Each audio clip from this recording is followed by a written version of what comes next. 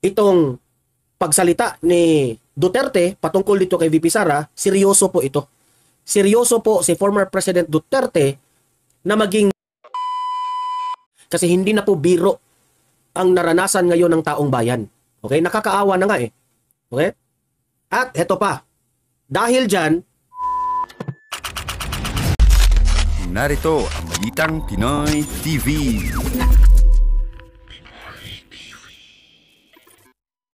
okay, we are live ngayon sa ating YouTube channel.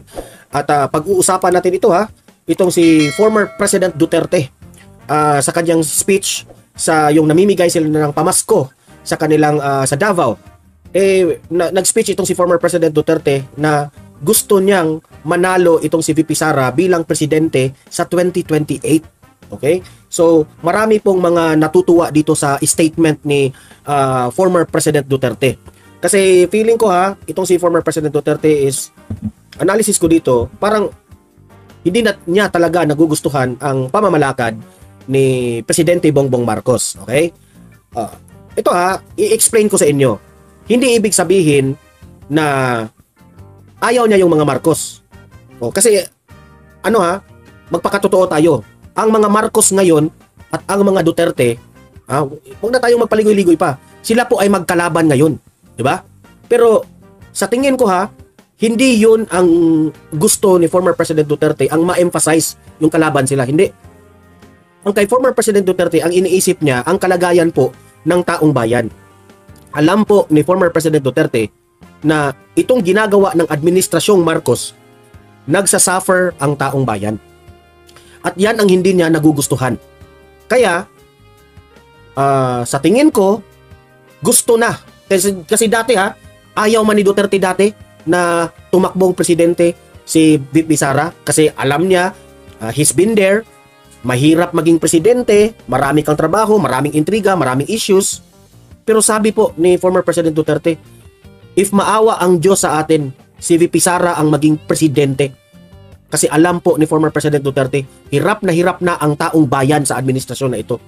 And alam ni former President Duterte na si VP Sara lang po ang solusyon ng lahat ng problema ng Pilipinas.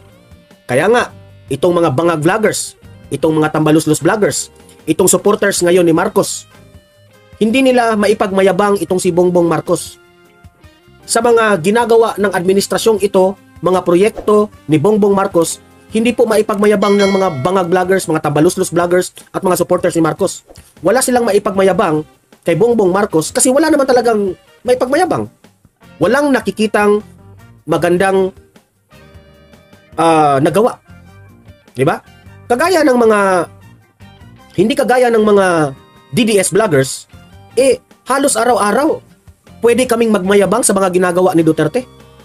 Pwede kaming magmayabang ng halos araw-araw kasi ang dami pong nagawa ng former President Duterte. Okay? So para sa akin, itong pagsalita ni Duterte patungkol dito kay VP Sara, seryoso po ito. Seryoso po si former President Duterte na maging Vice President si Inday Sara Duterte sa 2028. Kasi hindi na po biro ang naranasan ngayon ng taong bayan. Okay? Nakakaawa na nga eh. Okay? At heto pa. Dahil dyan, mismo sabi ni Tatay Digong na sa mga issues na ibinabato ni VP Sara ngayon, willing itong si Tatay Digong, willing itong si former President Duterte na maging lawyer ni VP Sara. Di ba? Mismong kanyang anak, siya ang magtanggol sa kanyang anak. Grabe, nakakakilabot po. Kung meron man akong na-appreciate na lawyer dito sa bansa natin na sobrang galing, walang iba kundi si former President Duterte. Sa totoo lang. Kaya nga sabi ko, the reason bakit na presidente itong si Tatay Digong, bakit ito yung pinili ng Panginoon na maging presidente ng bansang Pilipinas. Yun pala nakikita ko, grabe, sobrang galing pala itong mamang ito. Sa totoo lang. Okay? So yun po, bago ang lahat, bago natin ito pag-uusapan, help me po na i-like muna at i-share itong video na ito para guys kakalat ito sa taong bayan. Okay, sabay-sabay nating i-like muna at i-share itong video natin, Facebook at YouTube. 1, 2, 3, go! Okay, like and share para maraming makalam. And also guys, paki-subscribe at paki-follow ito para lagi kayong updated sa mga balita na kagaya nito. at ma-notify ang inyong mga cellphones kung meron tayong breaking news. Okay? So, kagaya nito, breaking news ito. So, sabay-sabay natin i-follow, i-subscribe, Facebook at YouTube. Ready? Follow, subscribe. 1, 2, 3, go! Ayan, thank you very much. Ngayon naman, pakikinggan natin itong speech ni former President Duterte dyan sa kanilang lugar na nag-Christmas party sila. Okay? Parang meron silang mga palaro doon. The spirit of Christmas is there. Okay? Tapos, bago yan mangyari, nag-speech itong si Tatay Digong. At yan po ang pakikinggan natin. Okay? Ang Malacanang ngayon, wala. Bahaw. Wala ang Malacanang. Walang pumupunta. Walang taong pumupunta. Pero kay Duterte, grabe, ang puno. Di ba? Si Tambaluslos rin. Nasaan na yung mga pamasko niyong ayudang, wala na. Ito. Panuuri natin itong sinabi po ni Tatay Digong. Play. Ngayon. Kayo biyain ninyo ang mga Duterte, sabi ni Tatay Digong, wag niyong iiwan ang mga Duterte. Tay, hindi talaga kami iiwan kasi ikaw mismo, hindi niyo kami iniwan, di ba? Tay, hindi ka namin iiwan, tay. Hindi ka kasi kagaya ni Bongbong Marcos na yung Christmas party doon sa Malacanang, gustong yumakap yung mga bata sa kanya pero hindi niya pinansin. Parang naguguluhan siya eh. Hoy, Mix Duina, yung ating secretary ng moderators. Hello po. Ayan. Kita niyo yung video na yon. Gustong yakapin si Bongbong Marcos ng mga bata sa Christmas party doon. Pero si Marcos Jr., deadma. Deadma. Yung mga bata, hindi niya pinansin. Hindi kagaya nito si tatay na yung mga bata na may sakit, na may cancer, talagang hinahalikan yan ni Tatay Digong kasi nadadala kasi siya sa kanyang emosyon, si Tatay Digong. Ayan ha. Pakinggan na natin si tatay. Handa raw si dati. Play. yun mo biya ninyo sukad ni ato. Boy, Berna Magno. Musta mga Christmas niyong lahat? Maging masaya tayong lahat sa katagumpayan. Ayan. Berna Magno, Merry Christmas. Ma'am Len Helen. Ayan. Maraming salamat. Merry Christmas, Ma'am Len Helen. Tagaan mo gwapong syudad. Nilambo ang atong syudad. Tanawa karon. Sakyan na lang, di magbuot na ta. Bot pasabot ana, daghan na ang kwarta sa tuyok dari sa syudad. Ang atong ana, kamot ang edukasyon yun. Bright talaga itong si Tatay Digong, no? Sabi niya, ang dami ng mga sasakyan dito sa ating lugar. Meaning to say, ang pera, marami na rin, nag-iikot na rin yung pera sa kanila sa Davao. Mag-iuna. Edukasyon. Lilia Martinez, shout out po sa inyo, Merry Christmas. Kay ang kaning pagprogreso sa Davao, ang mga tagaan o kayuhan, ang mulambo ni Ine, ang inyo ng mga anak. Correct. Pagayoro na to. Mga duha pa ka Duterte, wapo na kayo ang Davao. Kaya mga tana po po ninyo, nganong alis na mamin ninyo? Huwag kami makasa lidyo. Huwag malimong ratot. Trabaho lang tanan para sa katalikman. So, kasi si Tatay Digong po ay tatakbong bilang mayor ng Davao. Sabi ni Tatay Digong, bakit naman ninyo ako papalitan bilang mayor na wala man akong kasalanan sa inyo? Di ba? Totoo.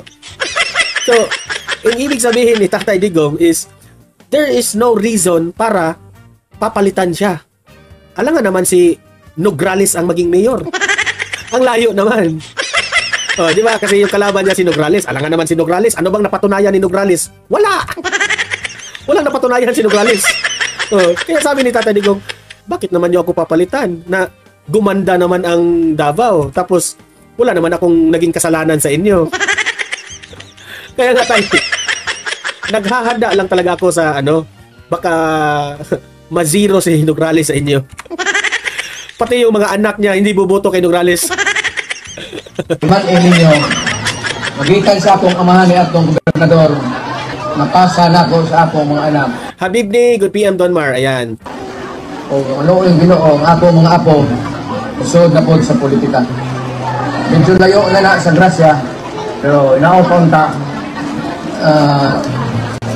Pilay mo ro, are. Mamoro. Kay ang sunod nga Duterte, ulingkod nga rin, Duterte pero moro na. Pero buutan. Wala question na. Pero Florinda Fidwick, shout out sa inyo. Merry Christmas. ang damgo sa mga moro nakuha rin nila. Kay si Rigo, mudagan pagka konsihal, si Omar, mudagan pagka congressman, si Pulong, congressman sa First District, o kami ni Duan ni Baste, mayor o vice mayor. Nilipas man ang kanan, usaka magyud ang mga batanon, mabot yun ang panahon, na ang Duterte nga ni, Duterte pero mga moro na, o maayo na, karon gwapo ang pagkadagod sa Davao. Karon ang mga moro sa Mindanao, walay masulti ka nato. Kaning mga bataa, di mo madok ani, ayaw mo kagool, kay ang batasan ana, batasang Bisaya na. Muna akong sulti kaninyo, dugay naman kung makasud anang akong balay ni ato mabahaan. Akong gihagat si Inday, bisita lang ang kadiyot dito. Agi, kuha na higlaw kami nga sa lugar. Merong nagsabi dito, sabi ni Mirna Magno, yung ating moderator, pogi gyapon si Tatay Digong. Buyag choy-choy, hahaha. Ibig sabihin, gwapo pa rin daw si Tatay Digong. Siya nasabi ng ating moderator.